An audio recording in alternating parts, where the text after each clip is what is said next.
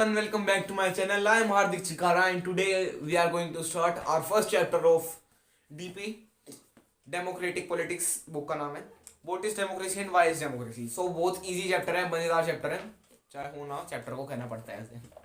So before we start मैं बता देता हूँ आपको कि इस chapter में पढ़ने वक्त क्या वाले हैं. So first we will study what is democracy, then a simple definition, ये definition है हमारी, then features of democracy, ये 4 features हैं. बहुत अमेजिंग और छोटा सा पार्ट होने वाला है, 2 पार्ट में चैप्टर खत्म हो जाएगा. बहुत इजी चैप्टर है, अगेन कहना पड़ता है.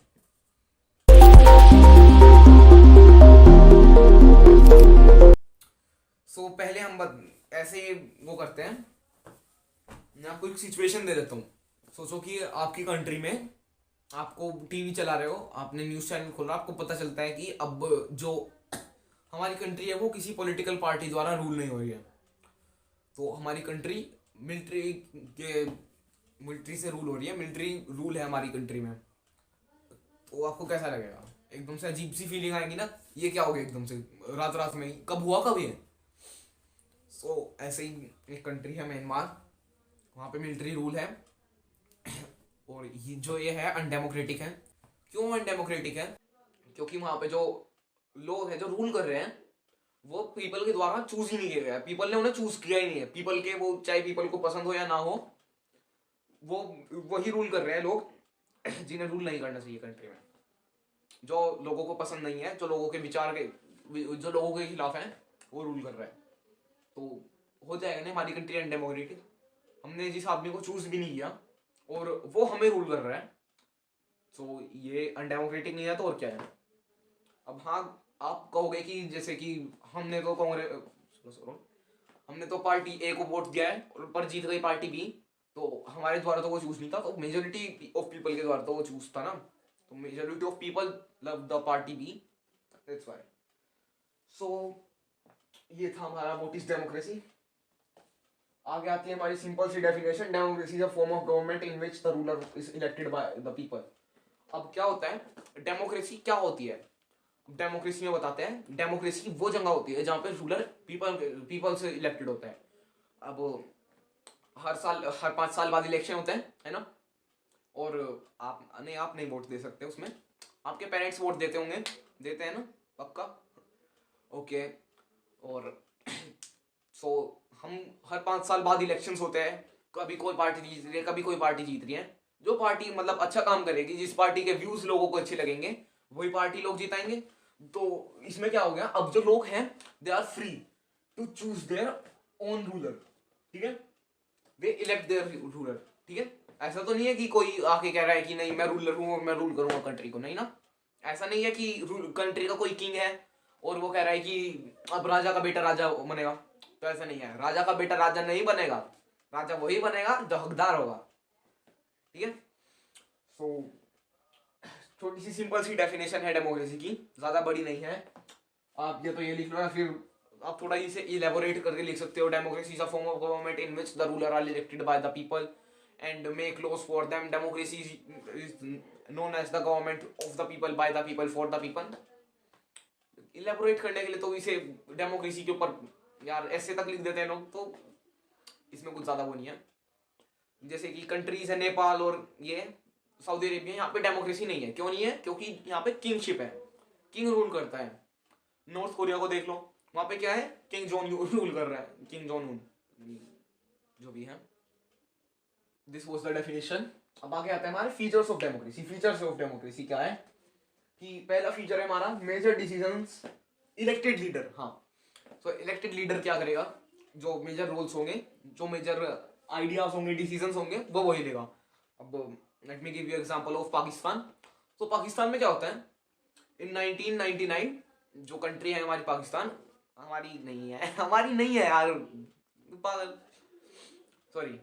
सो जो कंट्री है पाकिस्तान हमारी पड़ोसी, तो उसमें क्या होता था 1990 क्या हुआ था 1999 में 1999 में एक आदमी था जनरल परवेज मुशर्रफ. तो परवेज मुशर्रफ क्या करता था, वो एक कंट्री में मिलिट्री कूप ला देता था. क्या कैसे वो क्या करता था, क्या करा था उसने कंट्री में, उसने क्या किया, मिलिट्री को अपने सारा एक साइड ले लिया कंट्री की और जो डेमोक्रेटिकली इलेक्टेड लीडर था, कंट्री थी, वो पार्टी थी, उसे ओवरथ्रो कर दिया गवर्नमेंट को, और खुद को क्या कर दिया कि मैं चीफ एग्जीक्यूटिव हूँ कंट्री का, और अब कंट्री को मैं ही रूल करूंगा, है ना। सोचो अगर जो ऐसा सच में हो रहा हो किसी कंट्री में, ऐसा सच में वैसे हुआ है 1999 में, पर इंडिया में सोचो ऐसा हो रहा है एट द टाइम, तो लोग तो रिपोर्ट कर देंगे ना।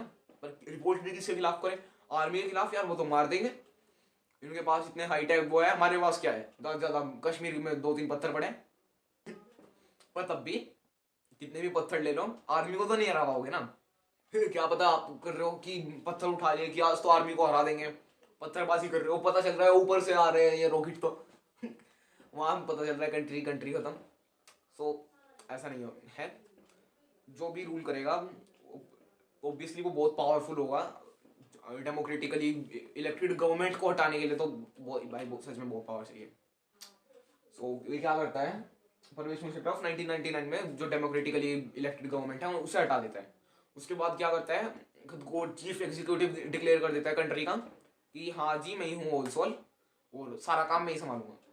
अब क्या होता है, वो 2002 में क्या करवाता है, रेफरेंडम करवाता है कंट्री में। रेफरेंडम क्या, जैसे कि आप कहीं पे जाओ, जैसे आप आजकल आप वीडियो देखते हो यूट्यूब पे, एक आध शॉर्ट आते हैं कि shall I give this 10 rupee coin to you और double it to give someone, ऐसा ही कुछ।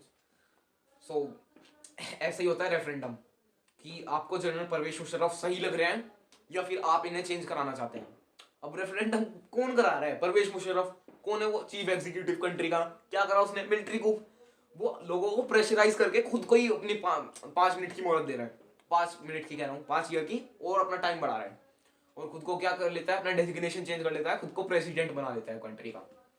ठीक है, अब आगे फिर क्या करता है वो 2002 में अगस्त में क्या करता है, रेफरेंडम कह रहा हूँ, लीगल फ्रेमवर्क वो करता है, वो एक ऑर्डर लाता है। क्या करता है उसमें, कॉन्स्टिट्यूशन में अमेंडमेंट लाता है, कॉन्स्टिट्यूशन में चेंज लाता है, रूल्स में, कंट्री के रूल्स में चेंज लाता है।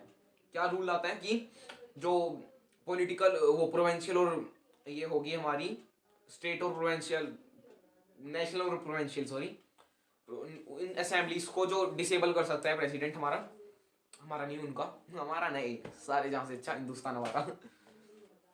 सो ऐसा कुछ सीन हो गया था। तो अब आपके हिसाब से क्या है? देखो अब आदमी है, इसने अब पूरी कंट्री को दबा रखा है, कोई इसके खिलाफ प्रेस में रिपोर्ट नहीं कर सकता, उसमें पुलिस स्टेशन में रिपोर्ट नहीं कर सकता, क्योंकि सरकारी वो संभाल रहे हैं, प्रेस में नहीं कर सकता, इंडिपेंडेंट जर्नलिस्ट कुछ नहीं छाप सकते, क्यों? उन्हें भैया जान तो अपनी सबको ही प्यारी है, क्या पता चल रहा है अगले दिन वहां पे राम नाम सत्य हो रहा। सो आगे आता है हमारा फ्री एंड फेयर इलेक्शंस। तो हमें पहली स्टोरी से क्या सीख मिलती है? देखो यार, तो एक जो कंट्री है उसमें डेमोक्रेटिक लीडर है, उसे ही सारे अपने राइट्स और ये लेने चाहिए। ठीक है, अगला आता है हमारा free and fair election. Election बिल्कुल फ्री होने चाहिए, किसी पे कोई दबाव नहीं डालना, ये नहीं करना कि पार्टी ए बहुत बड़ी पार्टी और पार्टी बी छोटी पार्टी है, तो पार्टी ए ये कहेगी कि या तो तुम हमारी पार्टी में या रिजाइन कर दे, नहीं ना। सबके पास अपना अपना अपना मतलब वो होगा, फेयर रीजन होगा, सब पार्टी जा सकती है। और फेयर कैसे कि अब पार्टी ए रूल कर रही है कंट्री में, पार्टी ए का काम लोगों को पसंद नहीं आ रहा है, पार्टी ए क्या कर रही है, वो करप्शन ला रही है कंट्री में, बहुत करप्ट पार्टी हो चुके हैं वो, और अगली बार अब लोग देंगे पार्टी बी को वोट। तो पार्टी बी को देने के लिए क्या होना चाहिए, फ्री फेयर इलेक्शंस होने चाहिए, फ्री एंड फेयर, जहाँ पे जो करंटली इन पावर है उनके पास एक fair chance of lose, they have the fair chance to lose. ठीक है, अब आपको मैं कहानी सुनाता हूँ चाइना की। चाइना में क्या होता था, एक so in China elections are regularly held after every 5 year for electing the country's parliament called वैसे चाइनीज नाम इसका कोई पूछेगा नहीं, पढ़ना बुक में लिखा हुआ है, पढ़ लो। National people's congress, the national people congress has power to appoint the president. बताओ यार और क्या चाहिए। And it has nearly 3,000 members. ओ भाई साहब, क्या जब यार कंट्री की इतनी पॉपुलेशन है, ये तो कुछ भी नहीं है। some members are elected by the army, army से इलेक्ट होता है, पीपल का कोई रोल नहीं है, तुम बाढ़ में जाओ, हम तुम्हें तुम बस रूल होने आए हो यहाँ पे, हम तुम्हें रूल करेंगे। So before contesting election, a candidate needs approval by Chinese Communist Party. Only those who are the members of Chinese Communist Party or a smaller party allied with it are allowed to contest election held in 2002 and 2003. Government is always formed by Communist Party. तो क्या होता था कि जो भी आदमी है वो या तो उसे परमिशन लेनी पड़ेगी और उसे पार्ट बनना पड़ेगा किसका, जो 8 स्मॉलर पार्टीज है या फिर कम्युनिस्ट पार्टी का जो मेन पार्टी है वो बाकी पार्टी दबा लेगी उसे। फेयर होना चाहिए यार इलेक्टोरल कंपटीशन, ये नहीं कि एक ही आदमी जीते हर बार या दूसरा आदमी जो पावरफुल है वो कमजोर को दबा ले, नहीं। Since independence in 1930, Mexico holds election after every 6 year. 5 year after 5 year किसमें होते थे? चाइना में। After every 6 year किसमें होते हैं? मैक्सिको में। After every 6 year to elect this president. The country had never under military or dictator rule, but until 2000 every election was won by a party. PRI क्या करती थी? अब PRI की भी वो खोलेंगे। PRI की फुल फॉर्म जान लो पहले, इंस्टीट्यूशनल रेवोल्यूशनरी पार्टी। हाँ थोड़ा उल्टा अपोजिट है, RPI होना चाहिए था इसका, वो IRP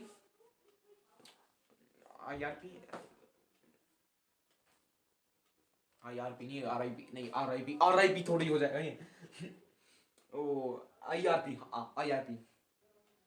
Opposition party did not contest election but never managed to win. Did contest election but never managed to win. तो क्या होता था? अपोजिशन पार्टी कंटेस्ट तो करती थी इलेक्शन पर कभी जीत नहीं पाती थी। PRI know to use many dirty tricks. Dirty tricks कैसे? कि जो गवर्नमेंट एम्प्लॉयज हैं उन्हें क्या कहती थी, अगर जो गवर्नमेंट में रहना है, अपनी जड़ मजबूत रखनी है, तो इन जड़ों में हमारी पार्टी का पानी डालो, ठीक है। ओके। टीचर्स क्या थे गवर्नमेंट स्कूल के, वहां पे कह रहा है कि अजी मास्टरनी जी हमारा बच्चा है ये रमेश कैसा पढ़ रहा है जी, बच्चा तो बढ़िया पढ़ रहा है पर आपको वोट देना है PRI को। तो था ना जी। Media largely ignore the activity of opposition political party except to criticize them. Sometimes the polling booth was shifted from one place to another in the last minute, which made it difficult to people to cast their votes. PRI spent a large sum of money in the campaign for its candidate. अब क्या करती थी PRI? बहुत सारा पैसा लगाती थी किसमें? प्रचार प्रसार करने में, अपना कैंपेन करने में, कि हमारी तरफ से ये आदमी है और ये कंटेस्ट कर रहा है इलेक्शन और इसे ही वोट दो, पैसे दे रहे हैं कि आप ये 5,000 रुपये पकड़ो और हमारी वोट दें, ऐसे करके। सो ये डर्टी ट्रिक्स यूज करी थी मैक्सिको की कंपनी PRI, कंपनी कह रहा हूँ, पार्टी।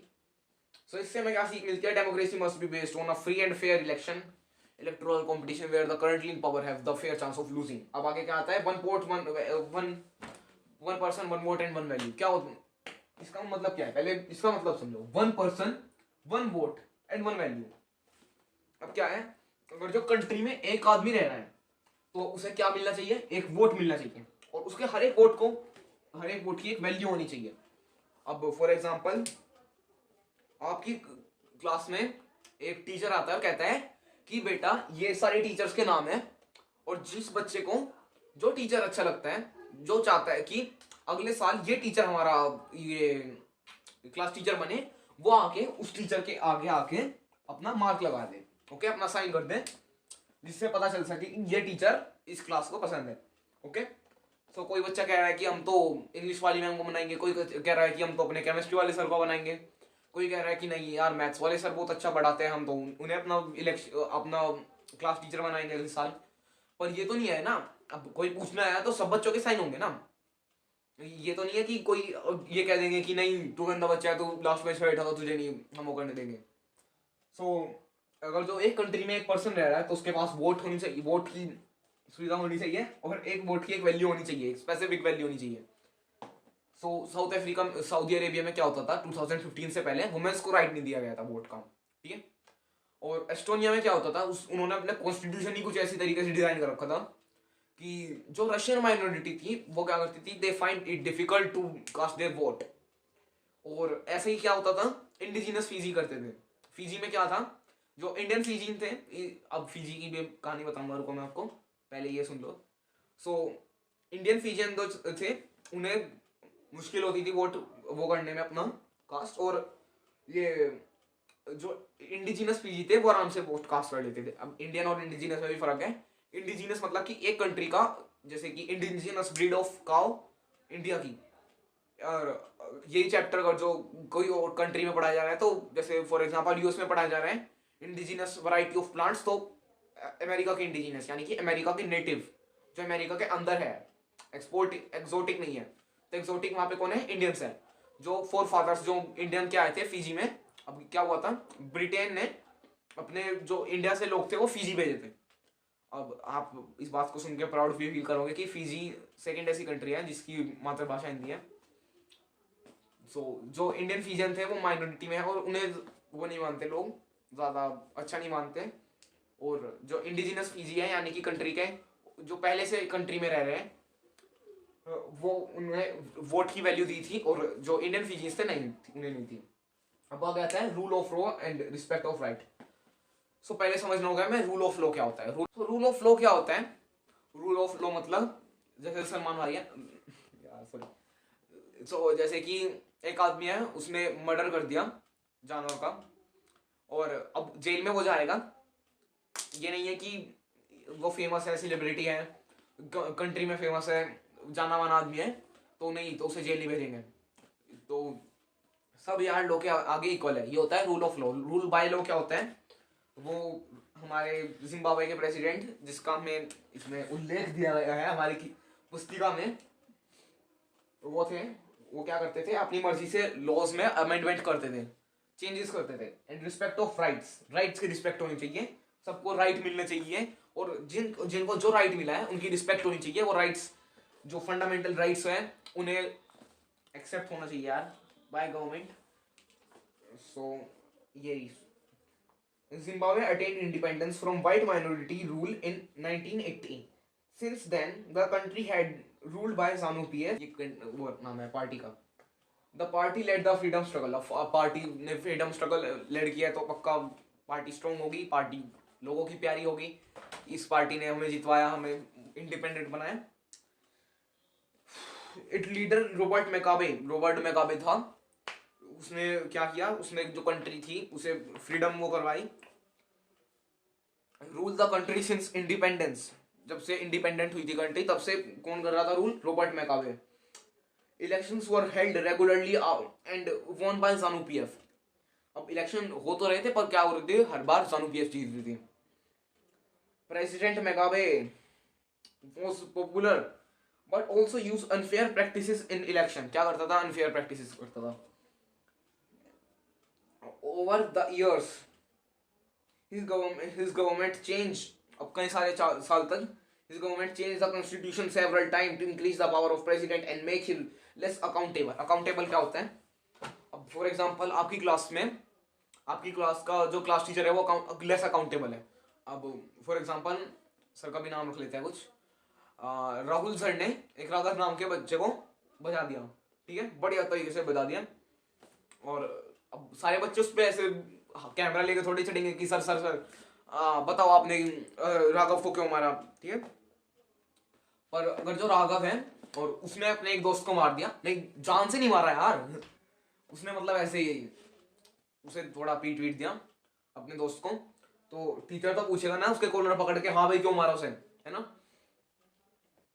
सो जो टीचर है वो लेस अकाउंटेबल है, पर आप पूरे अकाउंटेबल हो, आपको आंसर देना पड़ेगा, ठीक है। सो जो कंट्री ने क्या किया कि टीचर कह रहा हूँ, कंट्री का प्रेसिडेंट, प्राइम मिनिस्टर था, प्रेसिडेंट हाँ यार, प्रेसिडेंट था, उसे लेस अकाउंटेबल बना दिया। अपोजिशन पार्टी थी जो उसके वर्कआउट्स हरास्ट होते थे, और इनकी जो मीटिंग थी वो डिस्प्यूट हो जाती थी, और जो टेलीविजन और रेडियो थे वो भी इनका ही बखान करते थे।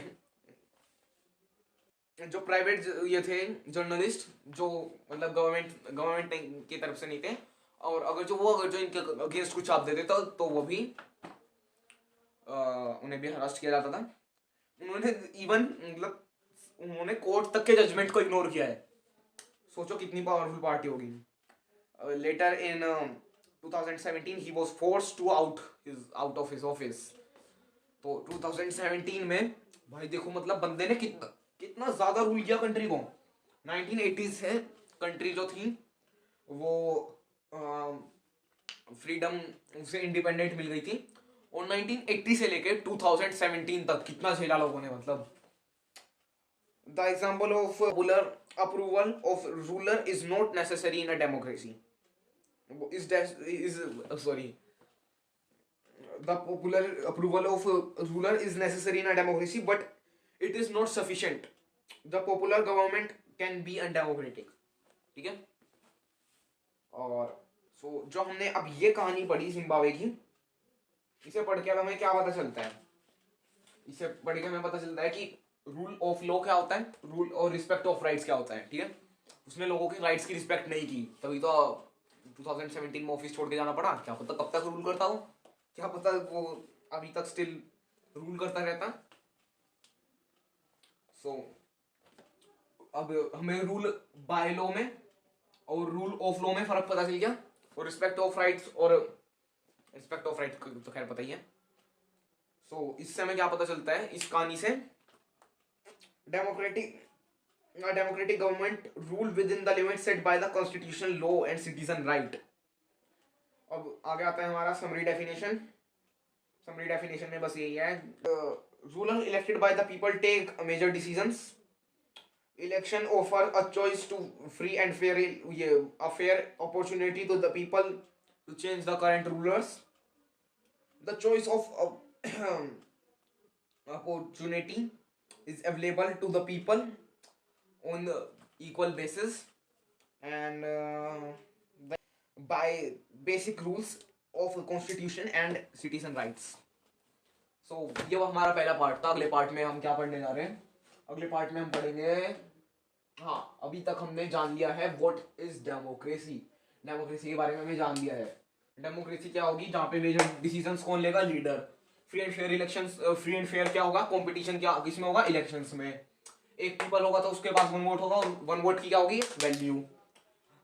रूल ऑफ लॉ होगा, रिस्पेक्ट ऑफ राइट होगा, तो क्या होगी वो? एक डेमोक्रेसी होगी।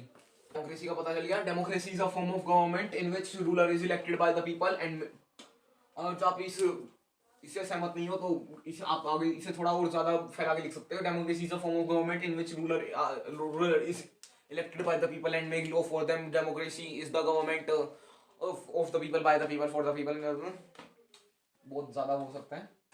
और हमें सिंपल डेफिनेशन पता चलेगी। व्हाट इज डेमोक्रेसी पता चल गया। डेमोक्रेसी क्या होता है? डेमोक्रेसी क्या होता है पता है आपको? और तो अब तक हमारा व्हाट इज डेमोक्रेसी तो हो गया है हमारा कंप्लीट। अब अगले पार्ट में हम क्या पढ़ेंगे? Why is democracy. डेमोक्रेसी हमें चाहिए क्यों? उसके अगेंस्ट जो आर्ग्यूमेंट्स है, डेमोक्रेसी है क्यों है डेमोक्रेसी? डिक्टेटरशिप भी तो हो सकती थी। ठीक है। उस डेमोक्रेसी क्यों है, उसमें क्या क्या वो हो गए, डीमेरिट्स होंगे, क्या क्या मेरिट्स होंगे, क्या एडवांटेजेस होंगे, मतलब क्या क्या ड्रॉबैक्स होंगे। उसके बाद ब्रॉडर मीनिंग्स ऑफ डेमोक्रेसी, और हो जाएगा हमारा चैप्टर खत्म। अगर जो अब तक कुछ भी डाउट हो तो कमेंट सेक्शन में पूछो यार। It's all yours. वीडियो पसंद आई तो लाइक करो, चैनल को सब्सक्राइब करो, वीडियो को ज़्यादा से ज़्यादा शेयर करो। Thank you and have a nice day.